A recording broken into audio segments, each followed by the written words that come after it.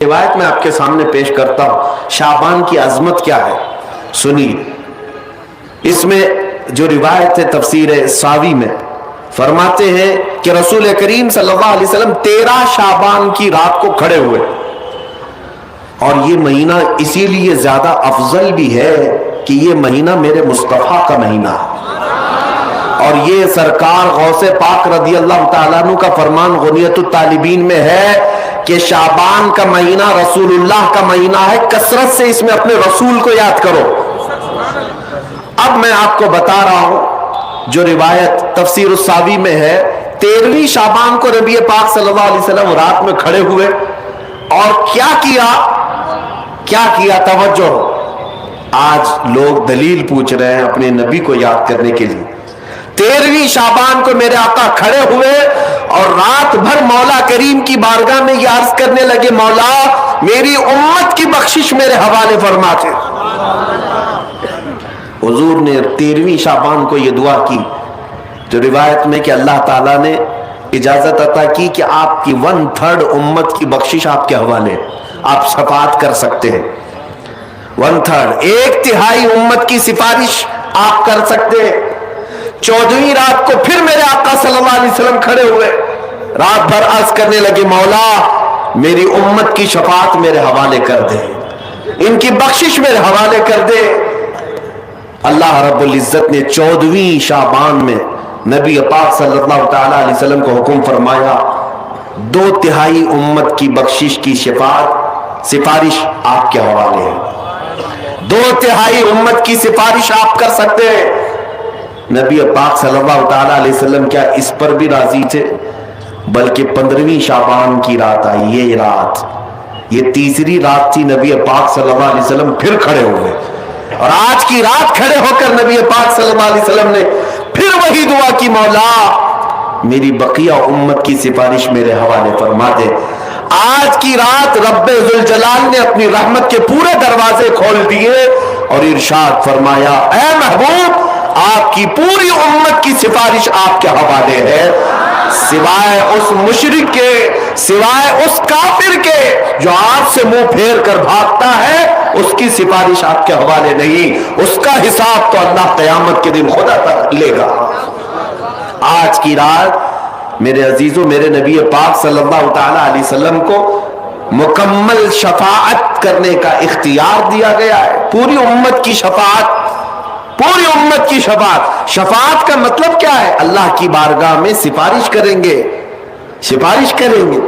بخشنا تو مولا کا ہی کام ہے، مغفرت تو رب تعالیٰ کی شان ہے۔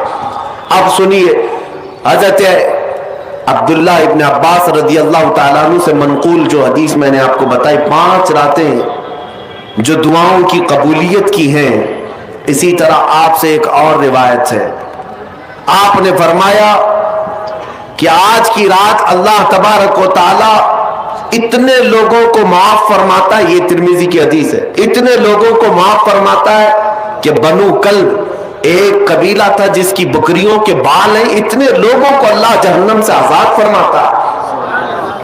یہ ساری حدیثیں پڑھنا چاہیں تو کتابوں میں موجود ہیں، میں آپ کو صرف چکھا رہا ہوں اس لیے کہ آپ بھی یاد نہیں رکھیں گے۔ الحمدللہ یہاں پر سنیوں کا مجمع ہے، اور اکثر ہمارا معمول یہی ہے، ہمارا تو معمول یہی ہے، بہت سارے لوگ، ہم اپنوں میں یہ نہیں کہتے کہ جو لوگ یہ کہتے ہیں میلاد کہاں سے ثابت ہے، شب برات کہاں سے ثابت ہے، شب قدر کہاں سے ثابت ہے، تو ہم تو صرف پہلے لفظوں میں صرف اتنا ہی کہتے ہیں، یہ تو صرف سنیوں کی قسمت سے ثابت ہے، یہ ہماری قسمت میں لکھا ہوا ہے، یہ ہماری قسمت میں لکھا ہوا ہے کہ اللہ تبارک و تعالیٰ یہ موقع عطا فرماتا ہے گاہے بگاہے، اور بندے اس کو یاد کر لیتے ہیں۔ عزیزان گرامی اوقات، اور ایک حدیث، کیا قبرستان جانا چاہیے نہیں جانا چاہیے، اس پر بھی بڑے اعتراضات ہیں۔ خزانۃ الروایات بحوالہ فتاوی رضویہ شریف اعلیٰ حضرت نے بھی نقل فرمایا کہ آج کی رات روحیں تمہارے گھروں میں آتی ہیں، قبروں پر جتنے بھی आराम कर रहे हैं, उनकी रूहें तुम्हारे घरों पर आती हैं, और जो घर में जिक्र अस्कार हो, इबादत हो और उन्हें इसाल किया जाता है, वो लेकर कब्रिस्तान वापस जाती हैं और अपने पड़ोस में फख्र करती है कि मेरे घर वालों ने मुझे ये दिया, मेरे घर वालों ने मुझे ये तोहफे दिए। आज की रात रूहों के ईद की भी रात है, लेकिन वो रूहें जिनके घर वाले उन्हें कुछ नहीं देते, वापस कब्रिस्तान जाते हुए ये कहते हुए जाती हैं, अल्लाह तुम्हारा इससे भी बुरा हाल करे। वो उन्हीं लोगों को कोस कर जाती होंगी जो दलील बार बार पूछते रहते हैं। अल्हम्दुलिल्लाह हर सुन्नी 2 रकात नफिल तो आज पढ़ता ही है, कब्रिस्तान से गुजरते हुए सलाम तो करता ही है। हम अपने बुजुर्गों को भूलने वालों में से नहीं है, जिनको बार बार दलीलों की जरूरत है, उनकी रूहें आकर कोस कर जाती होंगी।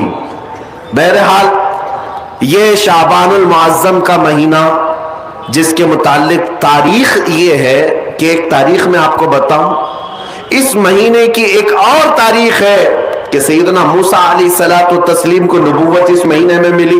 हजरत इब्राहिम खलीलुल्लाह को अल्लाह ने नूर मारिफत इस महीने में दिया।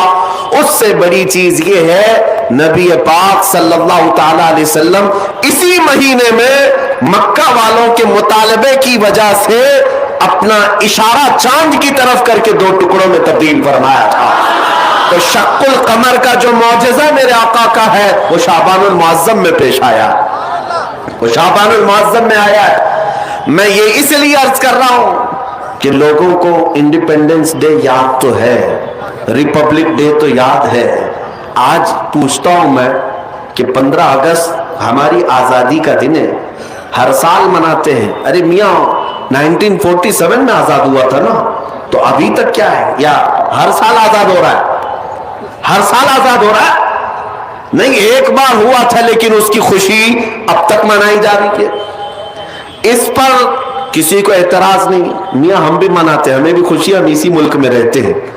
लेकिन जिनको शबे बारात नहीं मनाना, शबे मेराज नहीं मनाना, शबे ईद मिलाद नहीं मनाना, उनके मदरसों पर तो झंडे 15 अगस्त को पूरे दिन भर लहराते रहते हैं। क्यों? इसलिए कि डर है हुकूमत पर जो बैठे हुए हैं। बस फर्क इतना है, दलील पूछने वाले अपने आकाओं से डरते हैं और सुन्नी अपने आका से मोहब्बत करते हैं।